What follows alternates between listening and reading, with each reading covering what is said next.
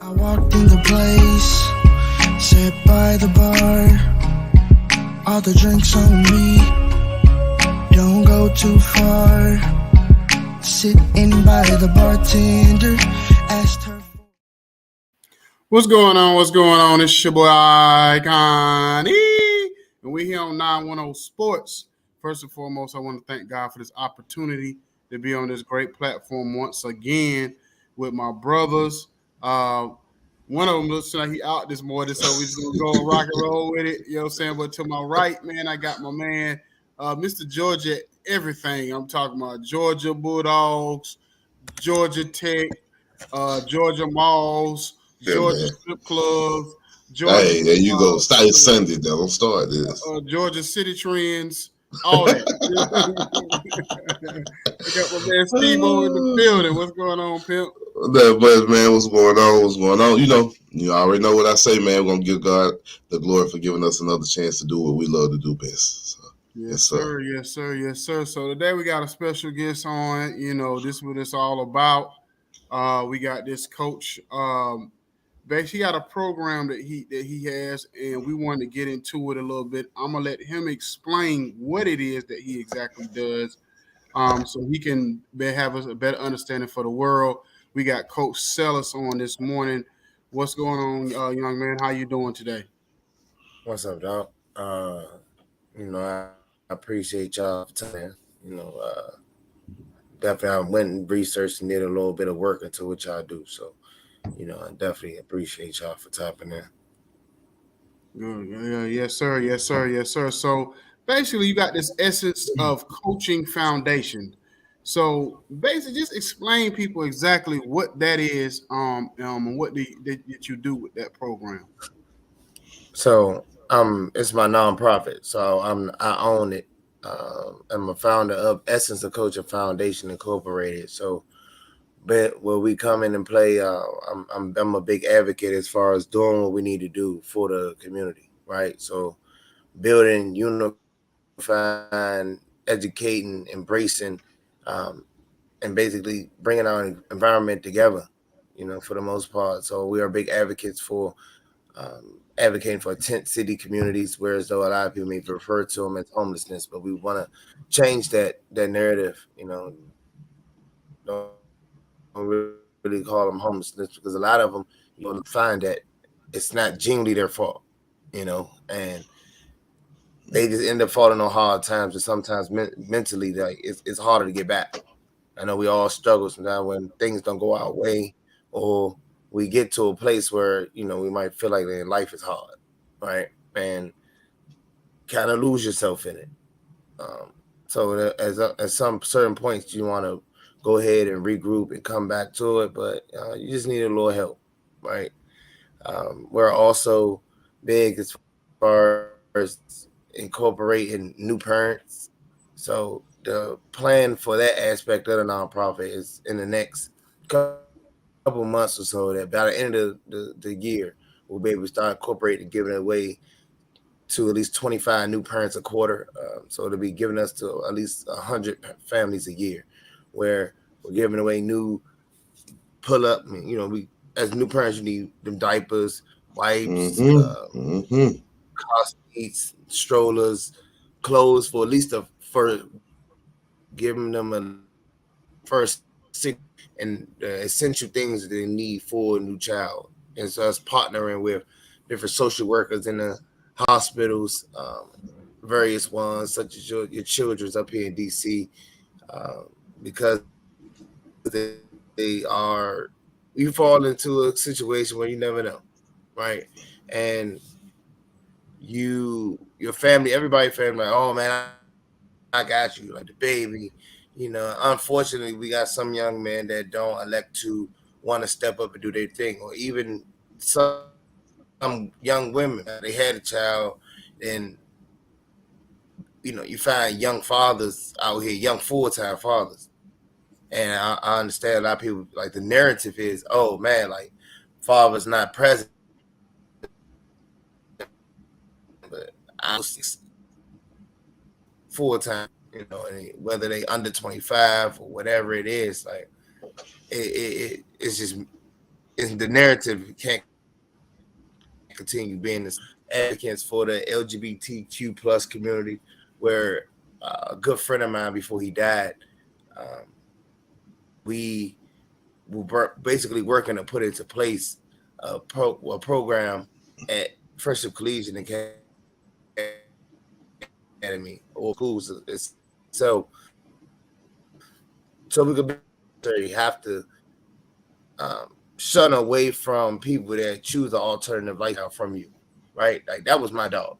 I already knew for 100% fact, like that's my dog, you know. And if a lot of us even know anything about those that choose alternative lifestyles, like, hey, you know, no disrespect, but you know they keep a lot of women.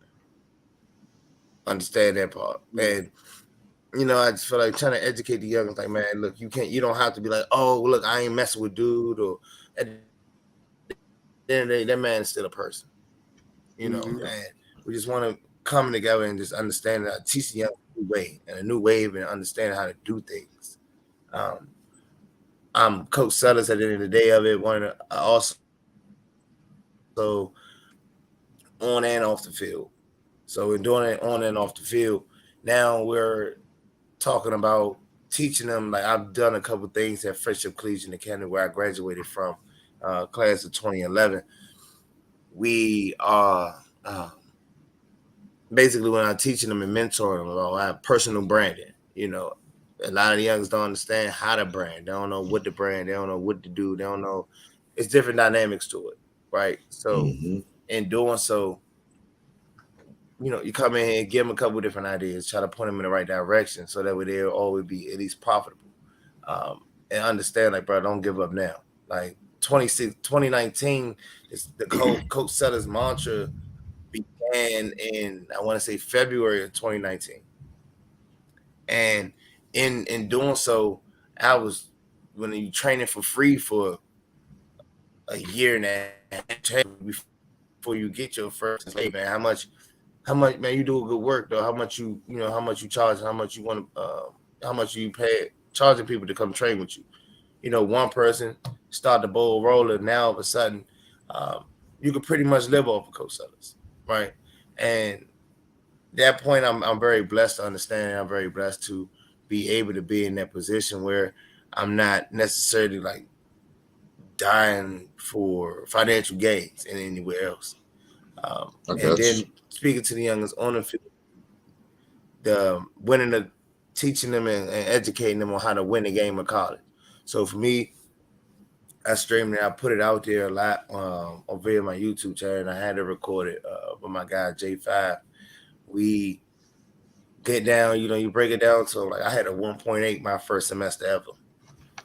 You know, and talking to a lot of people, you got some parents and some coaches tell you like, man, damn, they find that out. Kid got a 1.8, throw him away. Like, it's over for him. You know, he done discipline. He don't know what to do. He not focused. But at the same, finished in the top 15% of my class from Fayetteville State University. I had a 1.8 while I was at Glenville State College. Changed environments, transferred after 2 years at Glenville, man. Once I got to Fayetteville, it was like one of them places where I love Fayetteville. Yeah, that's my stomping grounds. I'm from like 45 minutes away from Fayetteville.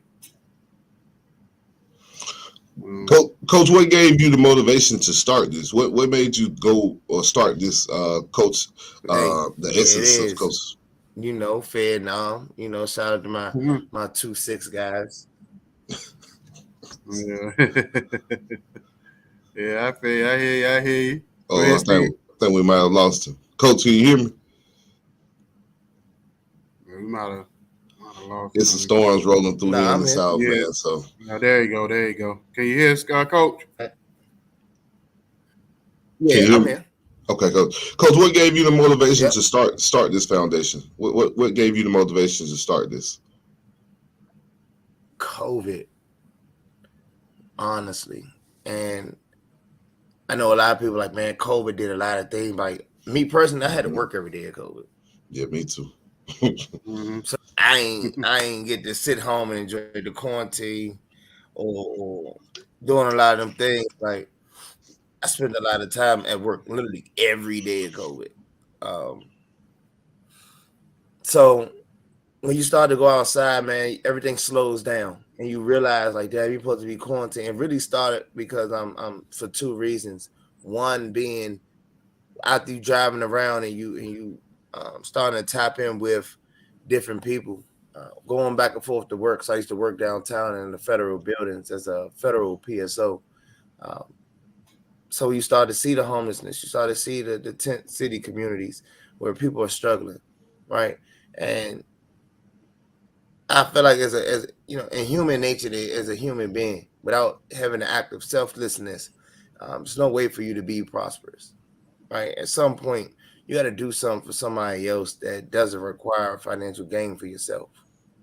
Mm-hmm. And when I'm starting to see it, you kind of feel for them, like not kind of, but you do. It's like, damn, like we're supposed to be indoors.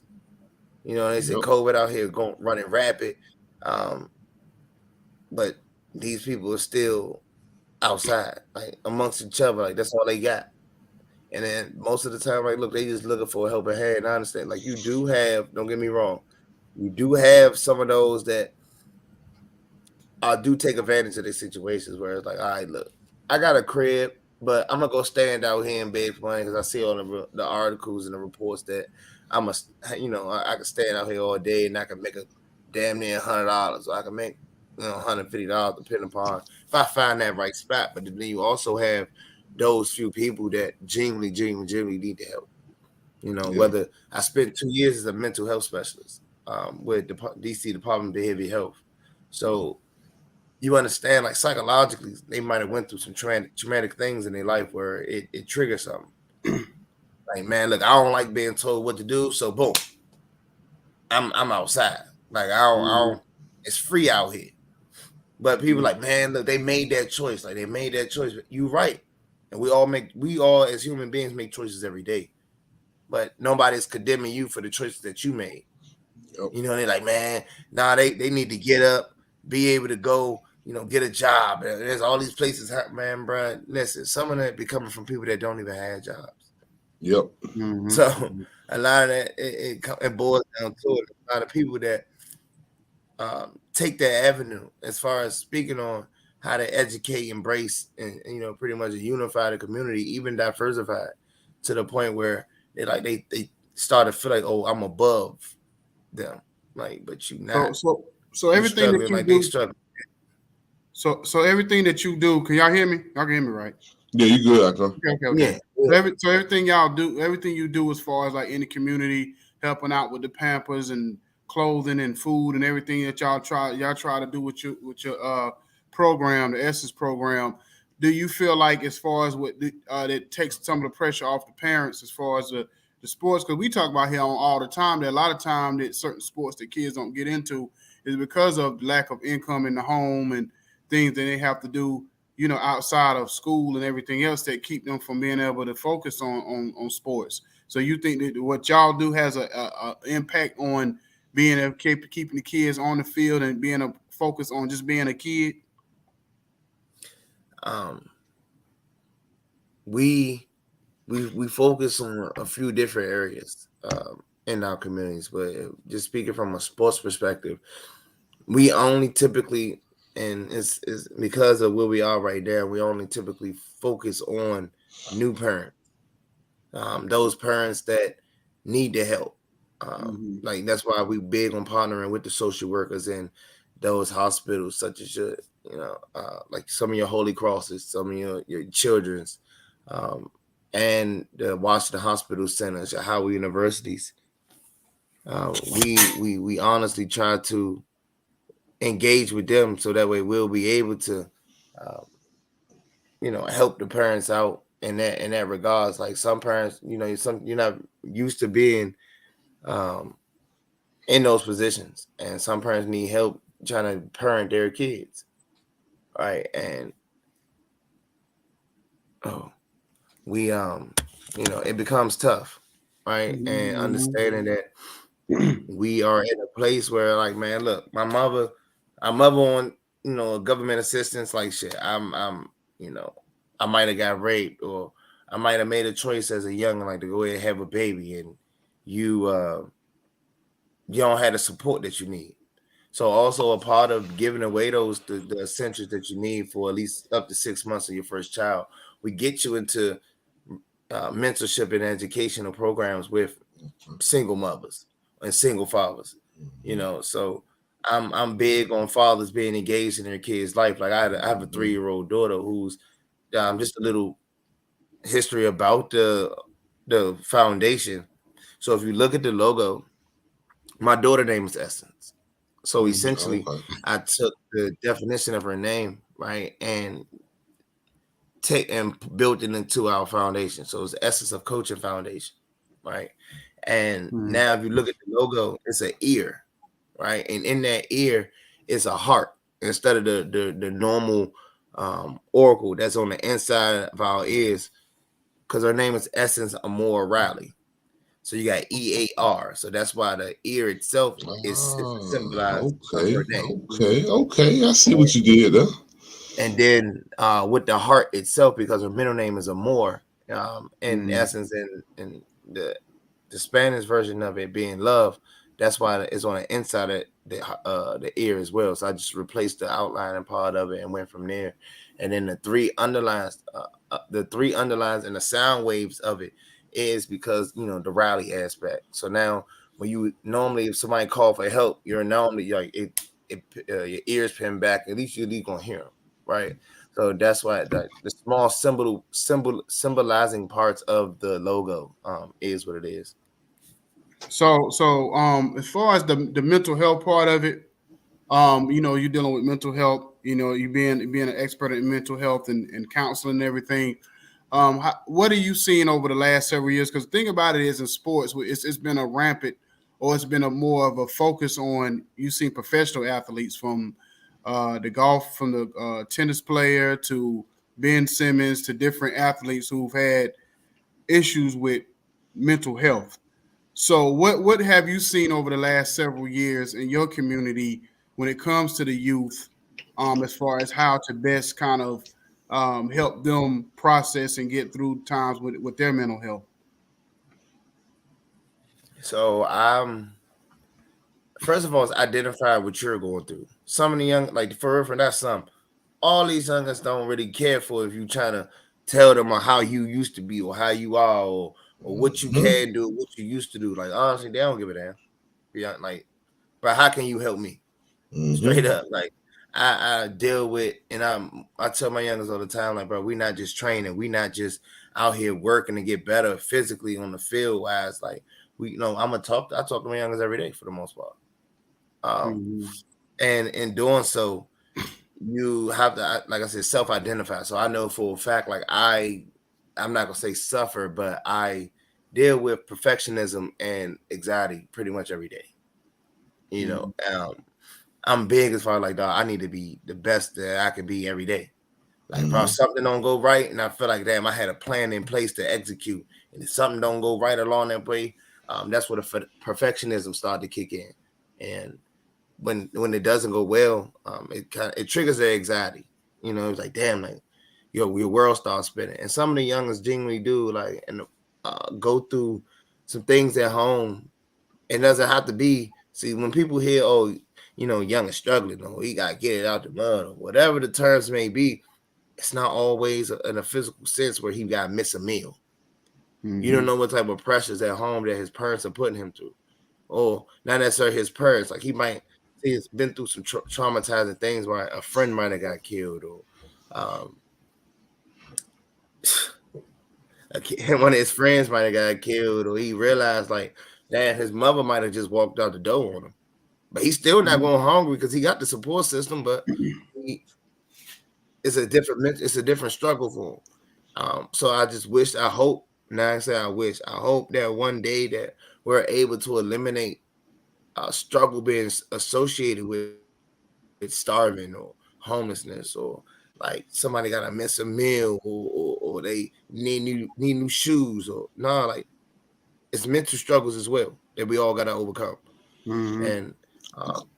And in doing my part, when I volunteer at some of the high schools to speak, and when you volunteer at different universities to come train kids, to come talk to them, build new relationships for real, because all we really need is somebody with a different perspective to build with. And that's pretty much where I come into play at. Like I focus on, I got youngers that have hit me 12, 1, 2 o'clock in the morning and be wanting to talk about football or talk about life. Like, Coach, man, can you look at this play for me and tell me what you see?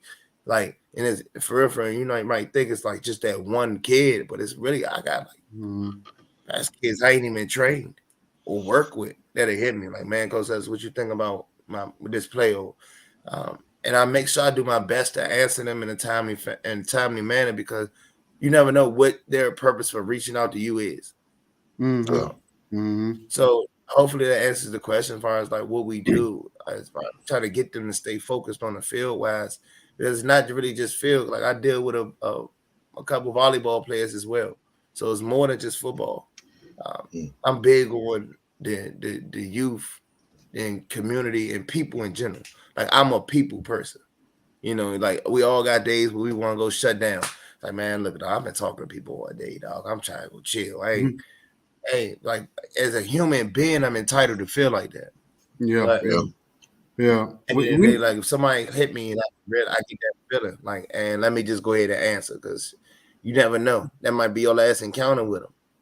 Yeah, we definitely need to get y'all connected with Andrew Cohen and get recruited, because he that's basically what he is, and he a consultant service where he helps athletes, like, you know, high school and those kids that's trying to like transfer. He helps them navigate through that process of being able to get recruited.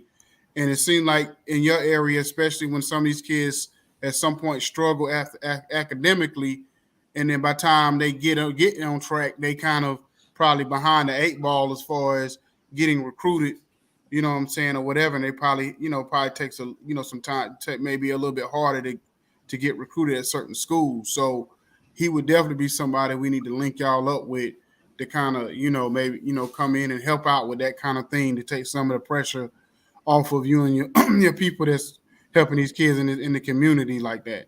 So so I'm definitely get Jacob with you on that one, because I know it's a lot on you, or whatever.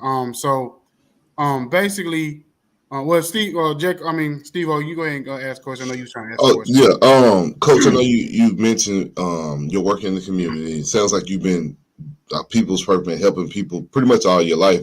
How do you feel like we could bridge the gap between the older generation and the younger generation when it comes to mental health? Because, a lot of times back in the day, they didn't really focus on mental health, or no one gave them that special attention, or gave them the ability to even use mental health as a issue. I know back in the day, you couldn't say that you were having problems with depression like that, and people wouldn't criticize you for going. People would criticize you for going to a therapist. So how do you bridge the gap yourself between the younger generation and the older generation when it comes to that aspect? So, being somebody that I definitely struggle with depression at 2 different points in my life. I've been to a therapist. I've done, they pretty much already been through what some of these youngers already gone through. And the first part, the biggest and only answer, that the realest answer I can give is listen. Yep. Like, and I know it might sound simple, as people's like, man, what you mean listen? Like, we listening to them, but that shit sounds soft. I'm sorry, I don't know if we can get no, you good, language in that sense, but some youngers like, man, I hear you. Like, I heard you. Like, man, go sit down somewhere. Like, man, you ain't depressed. Like, you got everything you need, but we gotta stop relating happiness and self-awareness and self-esteem to material things. Like, I'm a person, like, I'm not a label guy, be honest with you. Like, but I go buy a $7 gas station T-shirt every day, dog. I'll be good to go. Like, I'm good. Like, I'm one of the people. Now, don't get me wrong. Like, my sophomore year of high school, when I was trying to fit in, I got my mother, man. My mother then bought me 3 different Gucci shirts and I got a Gucci belt. Man, I'm buying all the Jordans, this, that, and third. Now, I got over that phase quick. So I look at, I'm like, man, bro, I ain't got time to keep trying to keep up with this shit. Man, look, and for real, when it turns into, once I realized, like, my mother gonna rock with me regardless. Like, my godfather is the sound man for Junkyard up here in DC. Obviously, one of the that's what's up. That's dope. biggest originators in the go-go. So that man, I seen this man every day. Like, man, I'm literally 11, 12 years old in the club. Like, but I'm standing in the back though. But look, he's spending that time with me to the fact that I'm, like I said, 11, 12 years old back here in the club. But spend that time to it go from listening to spending time.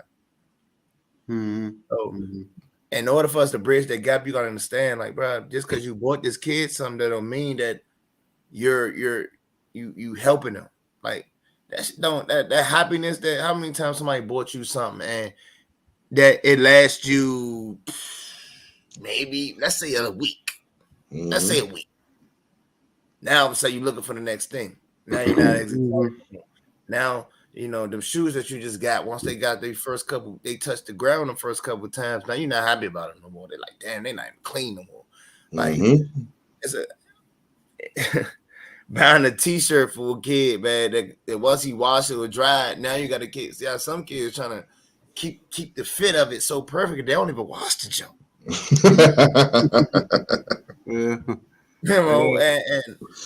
And to basically summarize the answer, how do we bridge the gap mentally between the older generation and newer generation? Like I said, it's just listening, and listening with a not a responsive ear, but just a listening ear, to the point where, like, man, some youngers might just need to get his issue off, dog. Like, he probably good for real, but if you listen long enough, he gonna tell you if he is or he ain't.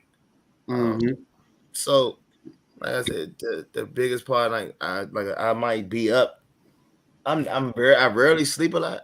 So 1, 2, 3 o'clock in the morning, and I'm like, man, bro, young, I'm tired. But look, I'm gonna respond to you, dog. And I tell a lot of, I don't always genuinely run my own Instagram thing.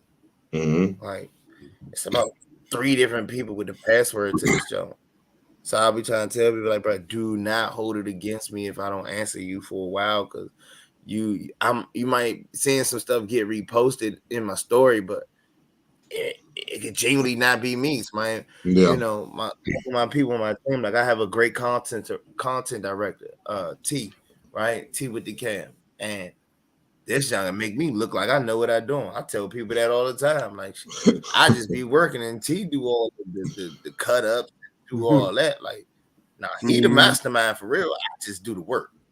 Yeah. And so I just try to emphasize people like that. So another question, real quick.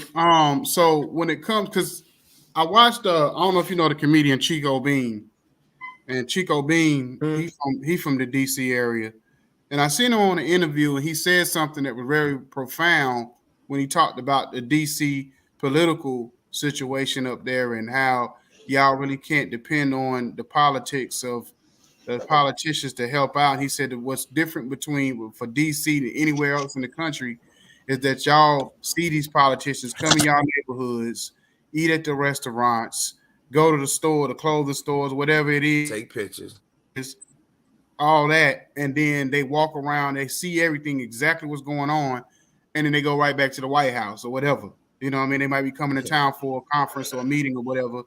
And it's so for y'all, it's more frustrating for y'all because y'all know firsthand that they really don't care, but because they in your neighborhood walking around and they choose to do nothing and turn a blind eye. So with your program, is it something that you would sit down with a councilman or a mayor or somebody within the city to say, look, this is what we got, this is what we set up, this is what we got going on, and we would like y'all to kind of team up with us to kind of build this thing up even more to help the community?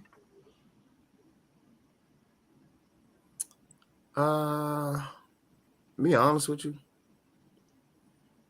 I think the power of changing the community, embracing and doing the things, like I said, I illustrated it we do, and we like to focus on.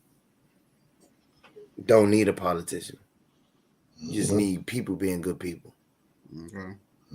Like honestly, there's too many different ways for you to get grant funding, and it's too many different avenues that you could go through that you don't even need a quote unquote politician. For real, they're gonna use that as a photo op. Yeah. Yep. I don't got time for that. Like, yeah, now don't get me wrong. I do have times where in certain engagements I record and this, that, and the third, but that's strictly for the grant purposes. You know, like so you can show them and illustrate to the people that's awarding you this money that I am doing exactly what you said. Yeah. I'm doing exactly what I said I was going to do with the money you just gave me. Mm-hmm. But honestly, I'm not a person that's gonna be like, man, look, we need the people to come in here and help out. Like, nah, if I got me, I got you, I got Steve-O, I got, you know, whoever, you know, with a heart in the sense that, like, man, yeah, you're right. Like, all you need is a couple people to follow the trend, and it really don't take money. It genuinely can take people with a good heart, dog. Like.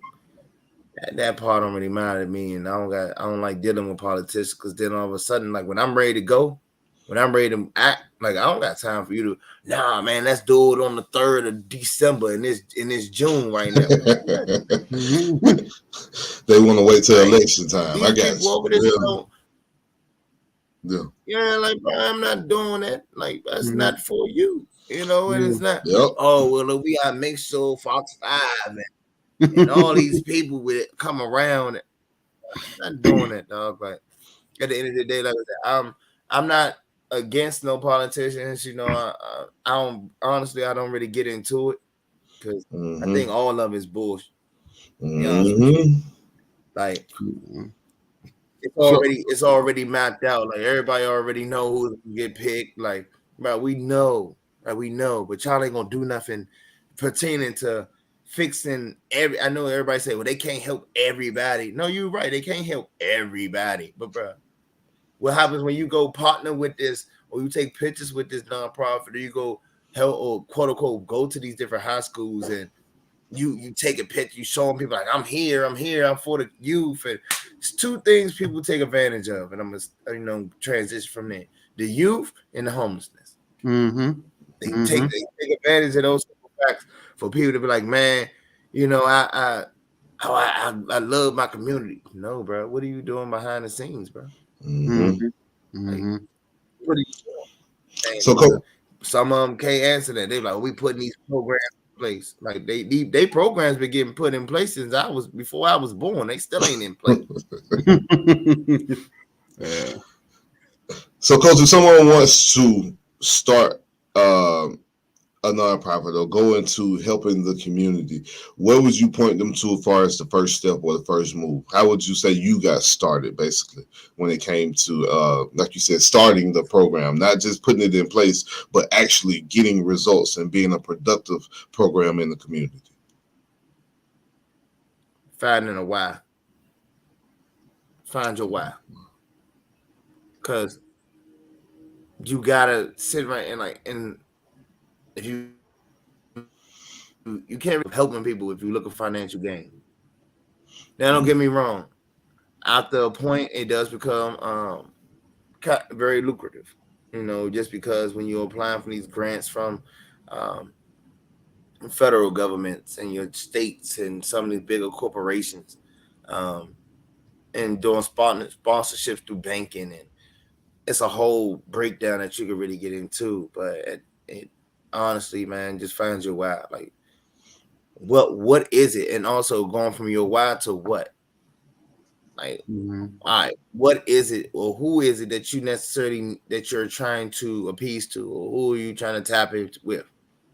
Like, I can't say, oh well, I'm going to Steve. I talked to Steve-O 6 years ago, man. Steve-O encouraged me, to get out here and help people wear, brand new black t-shirts. Wow.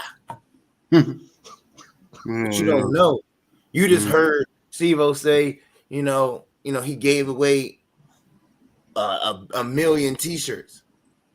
Now when giving away a million t-shirts, like, damn, did he do that out of his pocket? Now you starting to dig deeper into him doing it, and figuring out how he did it to see if he got paid to do it or if he got the money from somewhere to do it outside of why he did it. Mm-hmm. And I'm all for people, people purposes. If you feel like putting 1 million people in black t-shirts like Slim, that's just what you wanted to do, dog. I don't know, if you love it, if you like it, I love it. My mother said it all the time. Like, hey, somebody got a couple new shirts that day on their back, but you found a way to incorporate yourself and ingratiate yourself into the community where it's like, all right, boom, I know that logo from somewhere. I know this man ain't have to pay for that logo.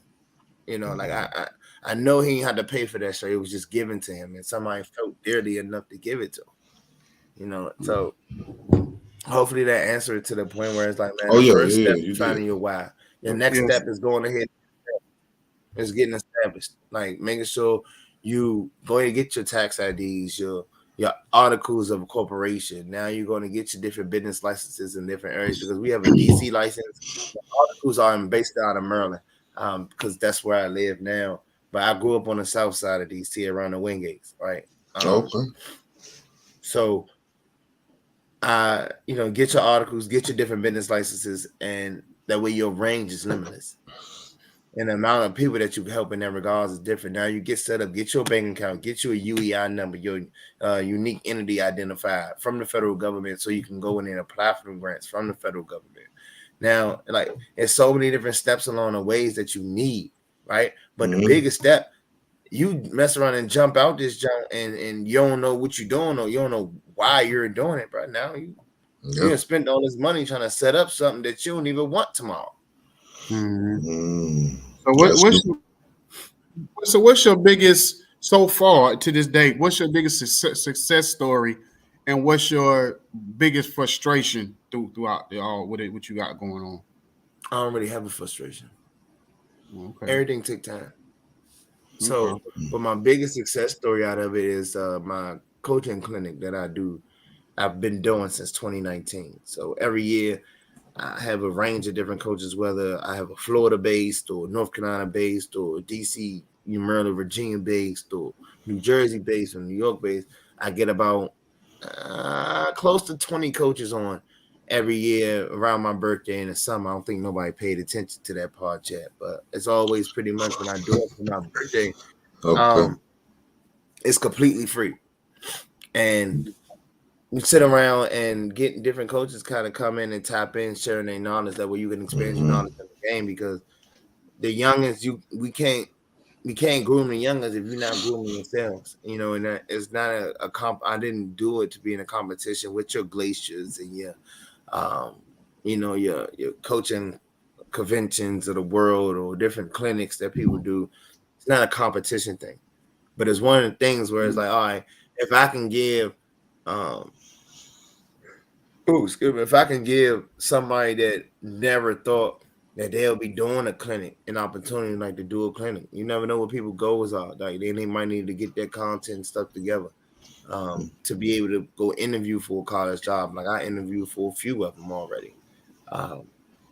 And God willing, I'll be down there in North Carolina, you know what I mean, in like a week or two. Oh, okay. The interview for a job. I already going did out North Carolina interview. It's more so. Oh, you talking about the part now? You waiting to see if they're gonna cut. They gonna hire you. That's it.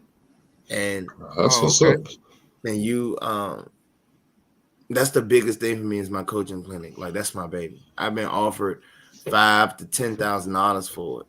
I ain't gonna say who necessarily offered it, but that's my baby. And it's like I'm not interested in just throwing it away for a couple measly dollars. Like, tell them, Coach, it's gonna take a couple $100,000. If you want to come sponsor, I can do that. Tell them, Coach, it's gonna take a couple $100,000, a couple meal. We might be able to let that thing go. You only gonna get a part of it because I ain't giving up the whole thing. That ain't happening. You can come get some ads in here, transitioning in between different presenters, or something like that. And I'm definitely on board with figuring out the structure in every regards. But no, I'm not giving up the whole thing, dog. Like I enjoy it. Like as it far definitely is a lot of work, but it's definitely worth it at the end of it. Like, damn, I Okay. got some satisfaction out of it. That's what's up. yeah, so as far as the clinic itself, the coach's clinic, what's your big success story with the clinic part? Then what's the one thing that you could say, yeah, this definitely working? The networking aspect of it. So Okay. now, if I tap into, I call down there to my guy, Soel down in Sal at Monroe in Charlotte. Right now, Okay. 2-9. I call him 2-9 because we played together at Fayetteville. Right. So now I got him to tap in. Now I got 5 different coaches. That's 5 to 10 different coaches that's gonna tap in at least to listen based off of him joining and him presenting. Right. Now I'm able to network with those 5 to 10 some odd coaches that typed in because of him. Now now Sal is able, 2-9 is able to tap in with the people here, whoever it may be that's a part of it. This year we'll have Coach McFadden down at Independence, who's been doing a hell of a job. Him, That's Coach, what's up. and then also with Coach Akers, down in the Raleigh area. So I have a lot of good guys down there in North Carolina. Then you got guys up in Virginia Beach, like your Coach Eddies of the world and your Coach Cooks of the world, that you could pretty much tap into. Then the range is limitless. So you go up to your Richmond area where you got Coach Rayner at Trinity Episcopal. Or you come up here to DC where I'm fortunate enough now to be in a position and be a part of a nationally ranked and respected program, being St. John's College High School. Oh, that's what's up. As a DB coach. So we pushing to get back in that top 10, but at the end of the day, we still being a part of a top 25 program in the nation is major. It's a lot of high schools in the nation. Yes, sir. I had a nephew graduate from Fayetteville State years ago. Taz McAllister. So he do a lot of good work in the community with the youth, and they got their own league and everything down there, the Lillington area, North Carolina. So and then I know Independence used to be a monster in football back in the day, but this is when all the doggone state titles. Yeah, hey, look, he gonna bring them back. Like I know, look, McFadden down there with Coach, even though Coach Simmons down there at Palisades, man, look, that I feel very strongly about North Carolina football to the point where it's always been respected. It's always been respected, and people are, they notice it to begin with. Okay. So that part.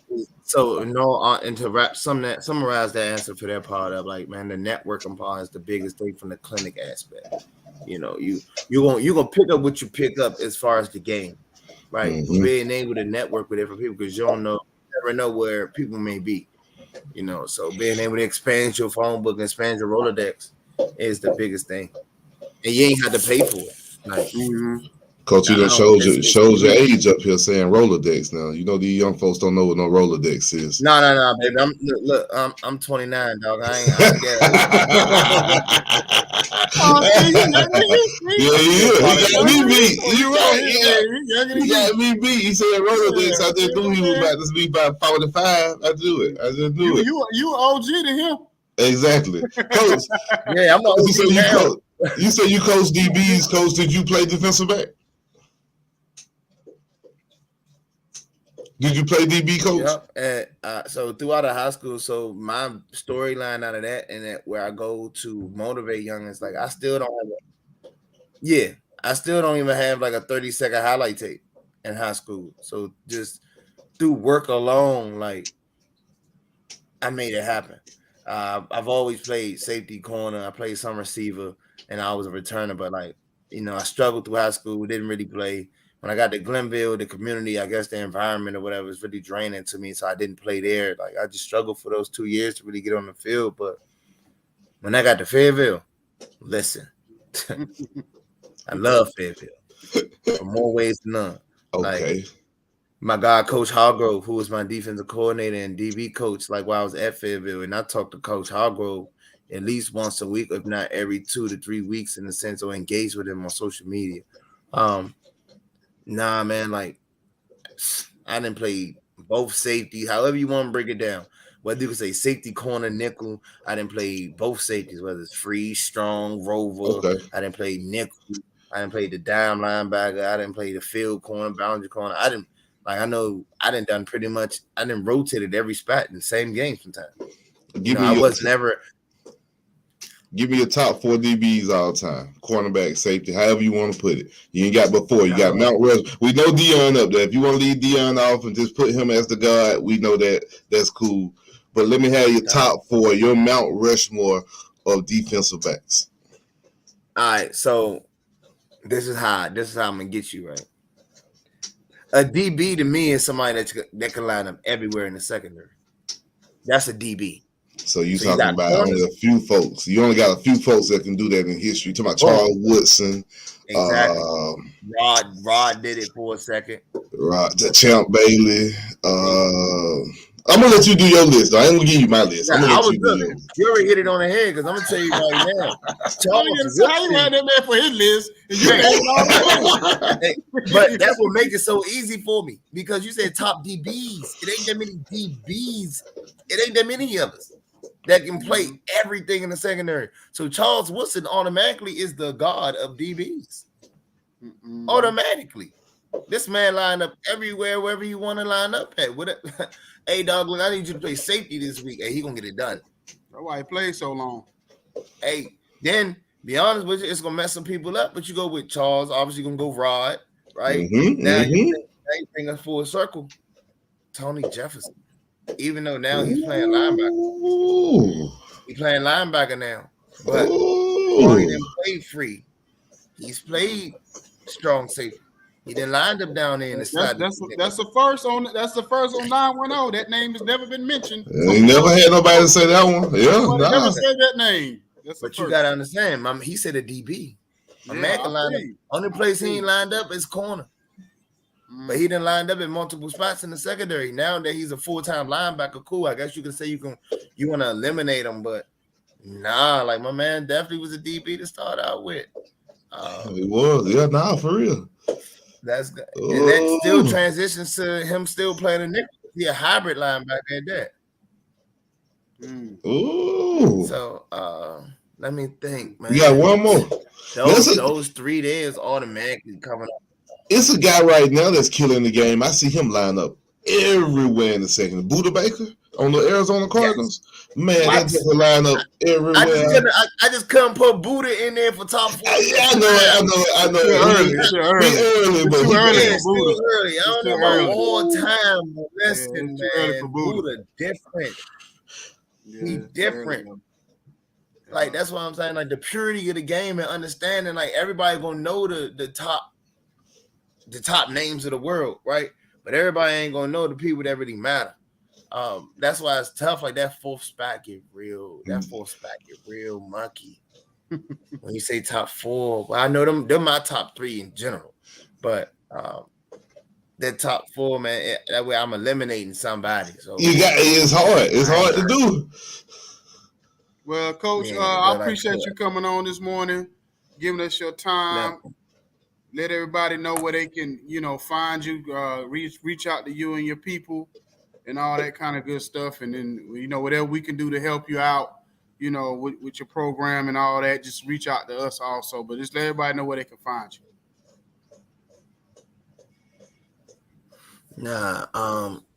They can hit me on IG, or they can hit us. They can hit me on IG at Coach_Cellus. They can hit me on Twitter at Coach Cellus.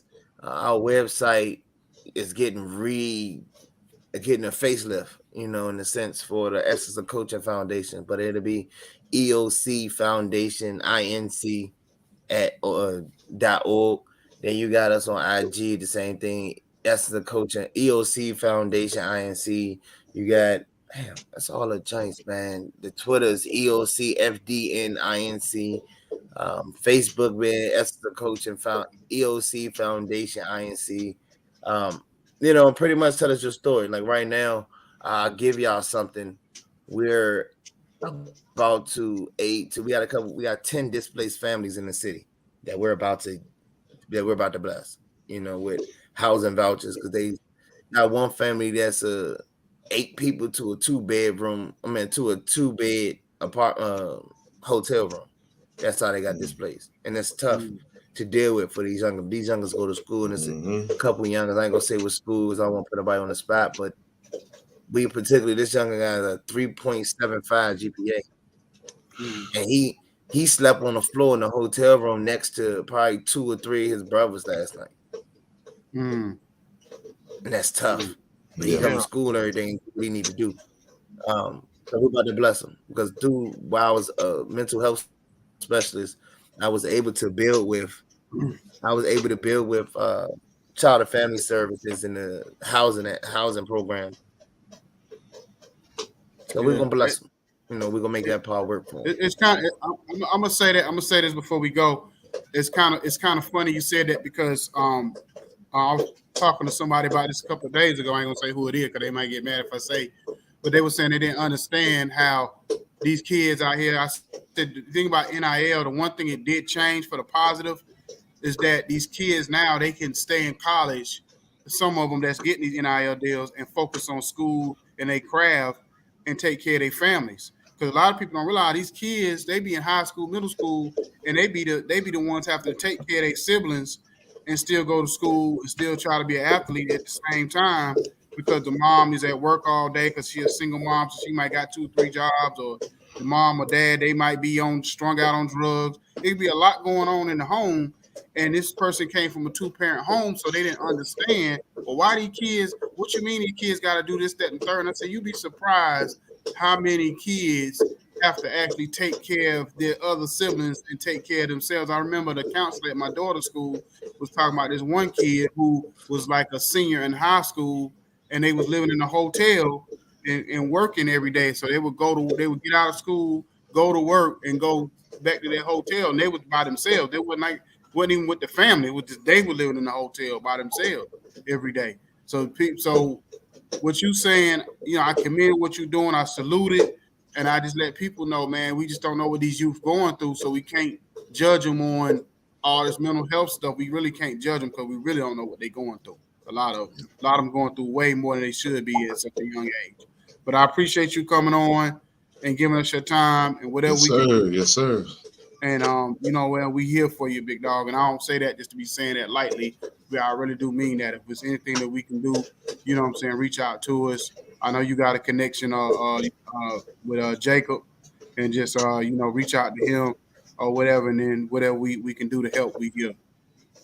Already, dog. I appreciate y'all, man. Look, y'all get up early to make this happen, because I rolled over. I was like, damn. Hey, 8:15, right? Let me get up.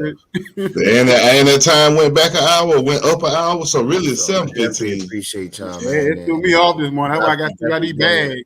And I tried to go to bed early. I tried to keep the time that the time went up, and still threw me off, because I was like, okay, I'm gonna go to bed now. Because if I go to bed now, it's really this time in the morning. So I woke up this morning like, oh man. But anyway, y'all, everybody have a great, blessed day. See y'all next week.